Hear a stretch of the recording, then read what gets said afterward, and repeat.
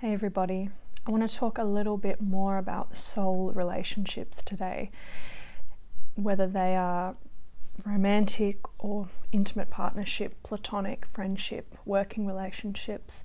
How do we work through relational challenges, karmically considered, psychologically considered, so that we can get to a point where we are inviting in for these gifting sorts of relationships that are based on the transcendent principle. So we will be considering a little bit more on this subject matter in the different areas of life that it can show up, as well as looking at it in the chart.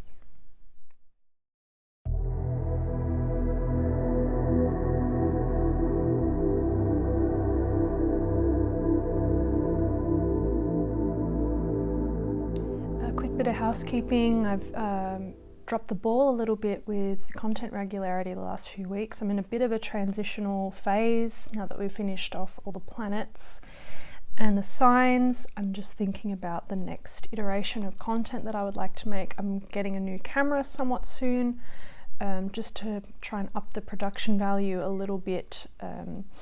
And something I will be doing, which I think you'll really enjoy, is looking at chart examples of some public figures and considering interpreting them esoterically and using examples so we can see some of these underlying esoteric themes in the lives of some real people. So just to see how it works in action there. So I think that'll be really fun, but it's a little bit away.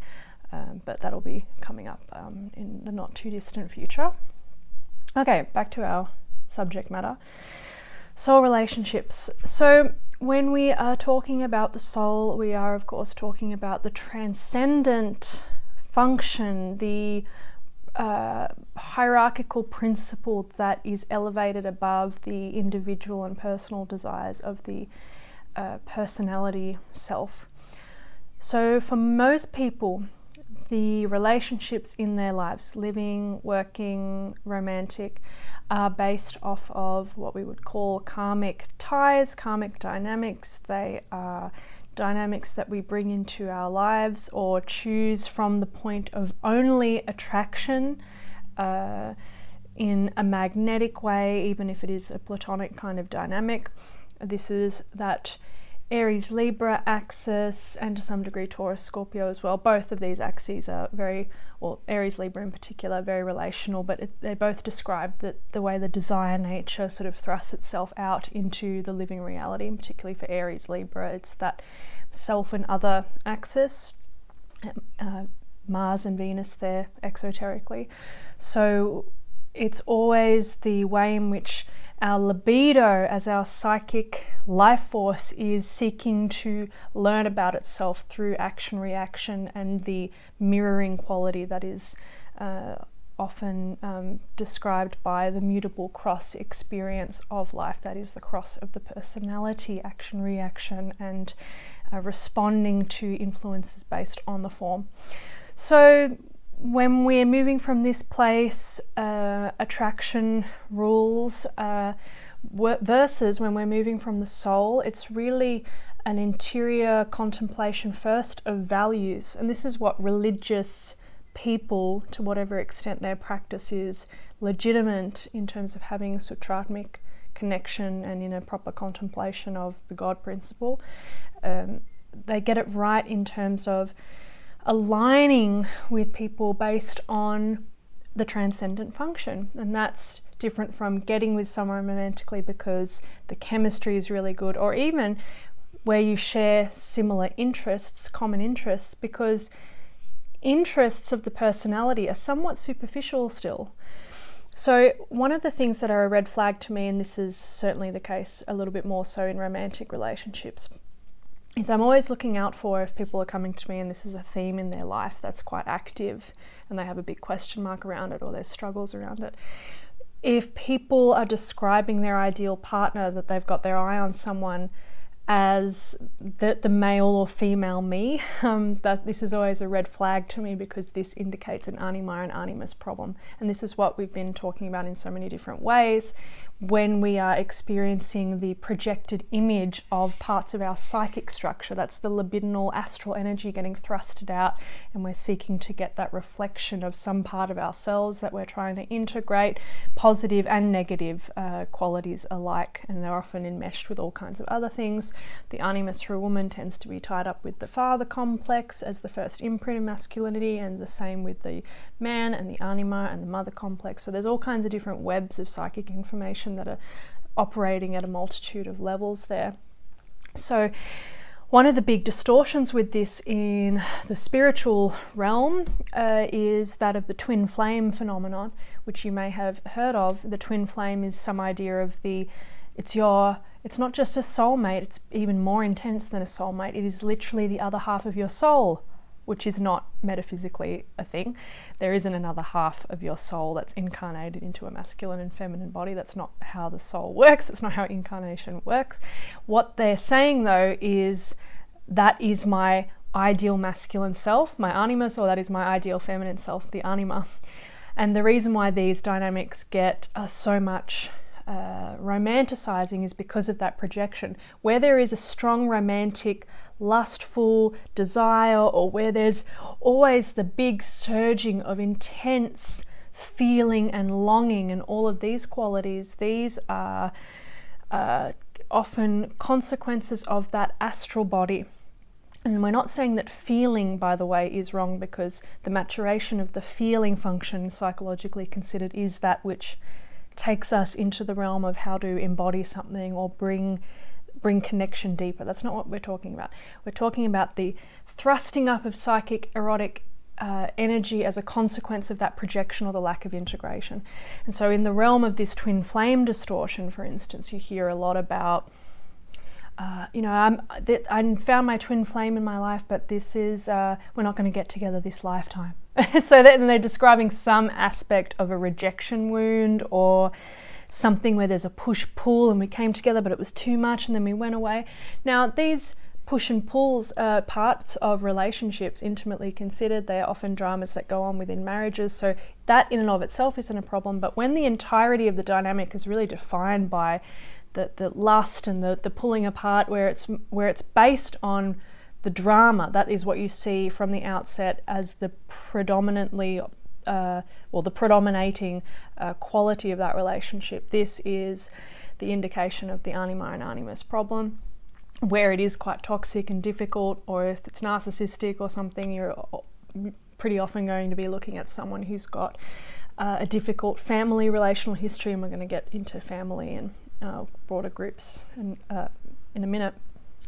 But I'm just speaking to the way in which the early woundings and the imprints really corrupt and fragment aspects of the psyche, and so we have all of this sort of disarrayed information, and then those get played out in these sorts of dynamics to and from with the other. So of course we're keeping it in the conversation of intimate relationship and desire and lust and attraction here, but this twin flame thing is the ultimate soulmate. No, it's an Anima and Animus problem, and this is why it captures people often at a still very immature level of development, where you think, oh my God, this is my divine purpose, this person, I'm meant to be with them and there's all this inflative fascination kind of quality to it. That's when you know you're in the realm of projection. Okay, so if that's a romantic example based on an astral fragmented personality projection, Anima, Animus, what about a soul connection? A soul connection, coming back to the values, the transcendent function, there is the quality of love and of truth and the sense of kinship in a working towards the unfolding of that love and truth and the solar principle in the living life. These sorts of dynamics, often there isn't necessarily a great deal of magnetic attraction from the outset, because for so many of us the soul is, there's personality and soul, and part of the duality of the human being at our current state is that we're in this early process of having to bring these two together, and the human being becomes something different entirely at the individual level when we're looking at this synthesis with the solar self. But until that happens, there's dualistic conflicts. There's one position versus this position. There is a degree of separation.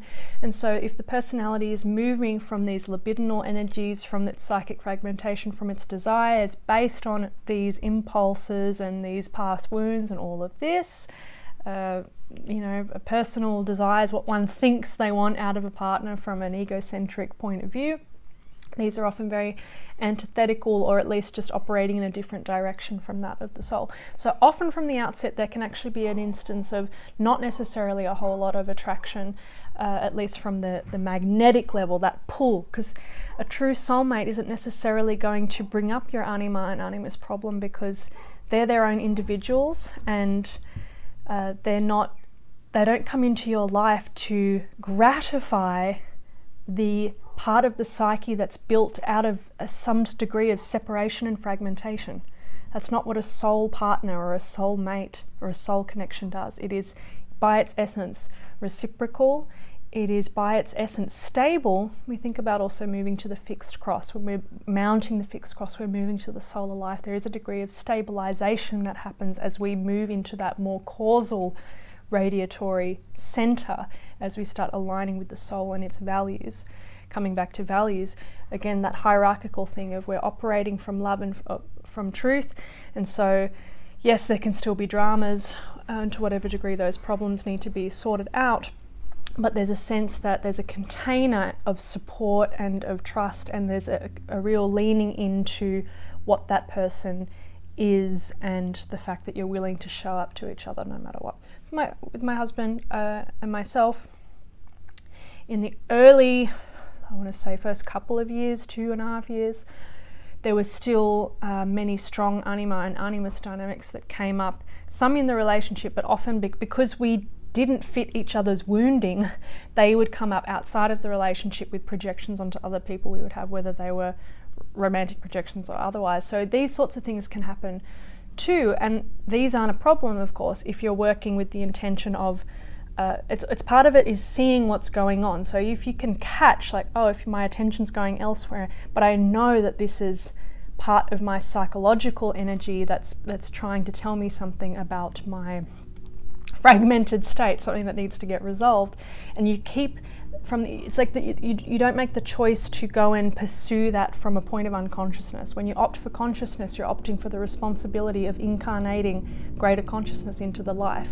And then that doesn't mean pushing away those projections or whatever, those dramas when they come up, but it's not darting off and pursuing another negative animus relationship, if you're a woman, for instance, and the inverse for a man, when you've got the actual soul relationship at the central hub there, if you've dedicated to that. So the various different angles of that came up for us, both in different ways, for some time. A little bit more strong in myself, being having strong air signs in my makeup, and the relational problem being very, just a little bit stickier and more complicated. Also my childhood, a little bit more, those early relational configurations were really quite corrupted and distorted. But there were different angles for both of us, and it always just came back to, well, even though I'm having this temporary longing going in this other direction, I know that this is based off of the wounded self, and it's a matter of continuing to build that the intimacy with this person that I know is we've come together from that soulful place, and this is someone that I know is going to stick with me through thick and thin, through all the different challenges, and someone who really loves me. And love is really about the capacity to show up and continue bringing a certain death to the old ways of being, and transforming and cultivating different or new levels of individuality. The deepening, real love deepens you into yourself and helps you open, rather than pulls you out of yourself or fragments you further. We have a lot of ideas about what love is from the point of feeling, which is often corrupted for the different reasons we've already touched on. Rather than love being first a principle of commitment, of truth, of the capacity to stick through the challenges. And when you have that from the outset, then that principle can deepen into the realm of feeling, into the realm of human experience, as a result of the process of incarnating the higher principle into the form. Because the reality is, most of us as human beings, a lot of us aren't operating from love and from consciousness. And that means that what's going on in the feeling realm, there's a lot of different distortions and warped angles of things going on there. So I'm reiterating some points here that we've talked about in other videos with this soulmate thing. But what about in group scenarios as well? It's the same thing.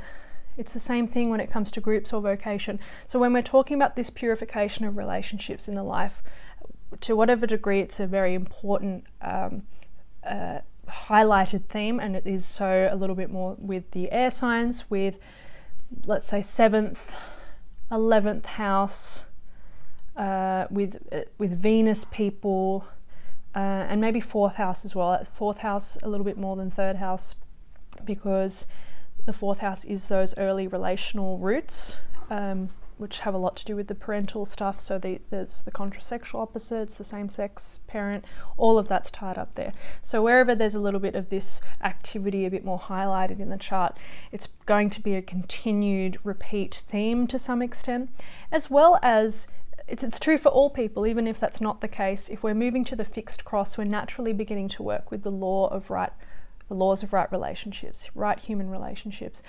And what I can say is, when we start moving with the soul, and this has to do a lot with the overcoming of these fragments and the glamours and the distortions that come with the human package of our relational challenges, as we just discussed, but there's a great deal of simplification that happens, simplification of life when we get our relationships straight. A lot of people get stuck in all kinds of dramas and nonsense through these relational dynamics that are coming from a skewed point of view. There are the animus, there are the wrong kinds of exchange. Let's say professionally, it could be, this is sort of a Libran problem as well. It's the understanding of the right relationship between this thing and that thing. That's where the third ray and the law piece comes into play. Am I giving myself too much? Am I not giving enough? Or this person's taking too much? So these sorts of things, when the understanding of right relationships isn't there, there's often a great deal of complexification that goes on, enmeshment with other people's material because there isn't the right boundary, knowing who to let into your inner circle, and where someone is, being very clear about where the line's drawn with the kinds of relationships you have in your life. These are really important things that when we get right, there's a lot of peace that's brought about in the living life in terms of the minimizing of those dramas. When it comes to evoking these sorts of gifting, stable, soul-based, transpersonally or transcendent function-based, let's say, relationships, how do we get to the point where we invite for these kinds of dynamics into our lives? One, we need to be thinking about not what we can get from others, from the point of view of what I hope someone can bring to me, because this comes from often that point of identification within the body. It's about what am I willing to give in relationship, because it's often what we're willing to give, as asking whether that's really truly from a really loving place, that we need to first be able to sense that in ourselves before we will be able to sense that in another person. If you're moving, let's say, from the mother or the father wound, and you're getting drawn to people that reflect that wound back to you, there's a certain quality of rejection that's continuing to get played out with your dynamics. There's a part of you that's still, even though it's understandable why the wounded one is acting in that way, there's a seed of manipulation in that, where it's what I'm hoping to get from this person. That's not really a pure, straight dynamic from the heart. So you've got to watch out for that, for one. The other thing is that we don't go off into certain spiritual groups or spaces with the hope of getting that intimacy. That hopefulness is exactly that from the lesser one. My experience has always been that it's about the disillusionment of the one that hopes to get anything in particular from a relationship, from that point of the longing, which is always an indication of the separation. So what we need to do is we withdraw the longing and we go, oh, I'm noticing that I'm kind of really yearning to get received by this group of people or this particular type of person, and I'm hoping that I get seen and received. But that's coming from the wound of having not been seen or heard or blah, blah, blah. So we have to recognize when we're doing that, reaching outward like this, and we have to bring it back, and we go right back to the root of that pain. We meet it and bring it into full consciousness, and we allow it to pass through. That's part of that astral dealing with the feeling, making the feeling conscious, and meeting the rejection full on, whatever that feeling is that's stored in the subconscious, in the unconscious, and allowing it to pass through, and becoming discerning about what kinds of patterns and hooks and what kinds of people or what kinds of decisions we make from that place of hoping to get blah from this group of people, this particular one-on-one relationship, this client or mentor, these sorts of things. We have to get really conscious, and this is why the occult discipleship path is one of acute study and reflection and nitpicking in terms of the investigation into how we're operating, because these dynamics, because they are unconscious to us, they're blind spots, so to speak. So we become conscious, we get to the source of the pain, and we pass through the pain and make sure we're not acting from that place unconsciously. As we go through this relational and astral purification, that is equivalent to emptying out, healing, purifying, opening up, freeing up space within our astral field, which is connected into the subtle web of psychic material that so much of how we move in our lives is based on, and what we attract from our lives, synchronicity, like all of our unconscious things. This is kind of the law of attraction thing, which gets inverted because a lot of the superficial law of attraction teachings kind of amp up personal desire, for instance, and they don't go into what the nature of your desire is in the first place, and if it's coming from an actually connected and conscious place or not, right? And this is where they become commercial, new age kind of disaster teachings, potentially dangerous in some situations, but often just at the very least superficial and materialistic in orientation, right? Like, I'm going to manifest my Lamborghini. Why do you want a Lamborghini? Right? And so often what people can do is they can manifest things, but they think they're asking for one thing, and then they end up asking for something else. So you think you get your ideal partner, and then you realize, wow, it was my father complex or something like that. Because you're always moving with all of this subconscious information. This is my main point. So the bulk of this subpsychic information is in your unconscious, and this is like a big giant pain body that attracts and pulls and repulsion, and that's where the vibrational synchronistic creation of your life as it's happening around you occurs from. So as we empty out the wounds that are here when it comes to these relational things, it means that the soul itself is starting to permeate the form much more. And when that's really occupying the majority of the space, then we get the attraction from that level of being, the push, rather than the desire, a repulsion from the lower self.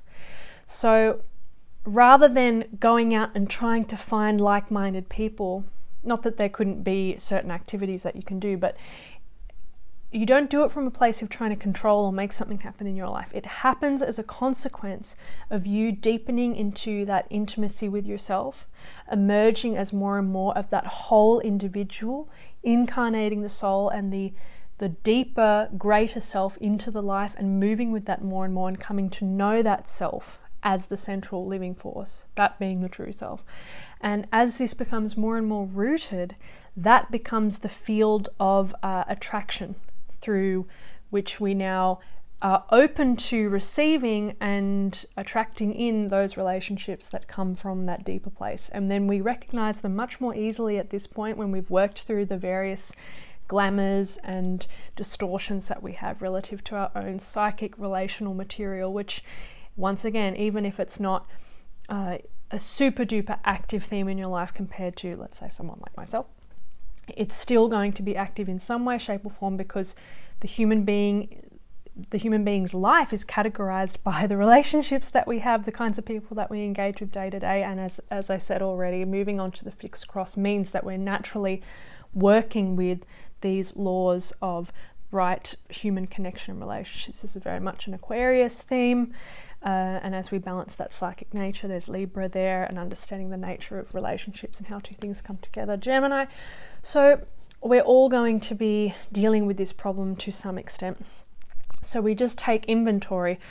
We look at the work dynamics, we look at the relational dynamics, we look at the family dynamics, and we get a good sense of what is this material that is coming up with these conflicts. Are there distorted power dynamics in the vocational space? Maybe there's an example of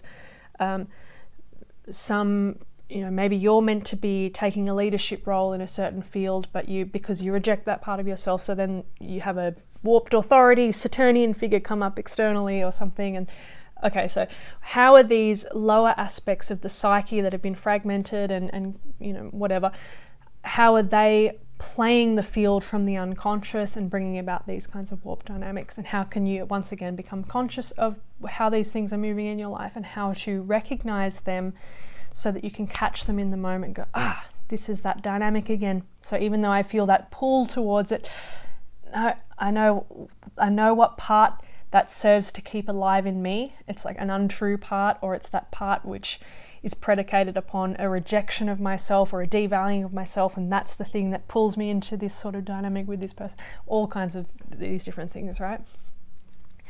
This is one of my issues with some of the mystery schools that I've seen around, even a few that are based off of, in part at least, some of the teachings, the ageless wisdom teachings that I talk about here on this channel. I've noticed that there can be sometimes this advertising based on a predominantly what feels to me an astral distortion. Not that you couldn't have a very sixth-rate inspirational, motivational speech or something, because you could have genuine, authentic feeling in that. But what I often see is it's like, yeah, this is a school for soul initiation, but what I instead see is that it panders to a kind of psychology that's based on a certain subcultural identity, like the neo-hippies, or like a modern variation of the 60s movement, or based on people that have an identity as being a spiritual soul worker or a light worker, or all these sorts of things. And to me, those are red flags, because really, if you're working from the soul, you shouldn't be pandering to certain superficial identities of the personality. Really, the people that you work with from the place of the soul could look very different in terms of the personality traits and the interests of the personality and the certain vocational proclivities. They can look very, very different. And this is what is categorized as being a different, that way that the soul operates versus the personality, where if we think about if you're a little 4-year-old, because your identity is quite narrow at that stage, you meet another 4-year-old and you go, your favorite color is purple, my favorite color is purple, best friends. And so we can see that the personality is basically like that. We can connect to people based off superficial interests and superficial commonalities. But when we're moving with the soul, actually a lot of the differences in personality become less and less and less important, way less important. And it's really about this deeper transcendent function and how we come together, and what is this deeper intelligence as to how we're both seeking to serve, and how do we support each other in terms of whatever differences. Or sometimes when you're working with the soul, you can bring people into your life that are so contrasting to you and your personality, but that's exactly what you would expect, because we're not being attracted by these superficial factors anymore. They're much, much deeper. And the more individual we become, the more we're able to meet people in their individuality. So rather than being, once again, attracted, we like the same kinds of music. Well, you can really see and love the person for their individuality. And this is part of the incarnation of the love principle. It's the deeper recognition of the individual self, rather than the projection of these fragments of ourselves, which at the moment, so much of human relationships are based on this. And in that, they're based on this unconsciousness, and they're not based on love. They're based on these us using each other as these projection screens until we become conscious. And then we're able to move with love and with patience, and we see the other person as a person separate from us, but that we can meet in together with the love principle at the center. So as we mature, we become more and more individual. As love gets incarnated, we should expect to become more and more individual, interdependent as we work with each other and cooperate, but not codependent or not enmeshed, and not blindly projecting aspects of ourselves onto the other. So it really becomes this much deeper way in which we become mature, actual adults. There are very few actual adults on the planet, psychologically considered. Okay, we're stuck in a very childish and adolescent phase of our development. So this video went on a little bit longer than I thought it would. I know I've repeated several themes that I've already spoken of in other videos, so I apologize for that. But this is a very rich topic, and it's something that we can continue to reiterate on, because it is so important that we really straighten this area of our life out when we've got dramatic dynamics playing out in the relational space. They consume us psychically. You cannot underestimate how having certain people in your field based off of this fragmented place rather than a holistic or a love-centered one or a truth-centered one, how much this can deplete your energy, confuse you and keep you fragmented, weaken you. It's really like a kind of psychic pollution that goes on. If you imagine your interior space being a house or even just a room, it's like having it being filled with so much stuff that there's really no room for you to move. So it's really a quality of clearing out our interior psychic space and the way in which that flows out and extends out into our relational field. And it really is a subtle art of refinement, of becoming more and more conscious, and it's an ever continuing work. I still have very subtle dynamics come up that I see in my life, but they're much more subtle now, and they don't necessarily play out. They're not super strong astral projections or anything like this. They're often just very subtle, but it's always an invitation to just refine what actually is this showing me about myself in terms of where I'm making a misstep, and what part of myself do I need to become conscious of and bring that into consciousness, and bring it into just straightening it out, bringing it in if it's the rejection wound or something that I'm trying to get from someone from a wounded place or something like this. So it is a continued, very challenging and refined work, but one that proves very fruitful, because the kinds of people that we have in our life and that we choose to relate with makes all the difference. All the difference in terms of how we feel about ourselves, how we're able to step out and fully be ourselves. Real love heals the individual and opens you as an individual. So that is something to think about when you're reflecting on the kinds of relationships that you have in your life, and just really asking, what does this keep alive in me? Because if it isn't a greater experience of truth or connection or intimacy or honesty, then maybe we need to look a little bit further, a little bit more deeply as to what's really going on.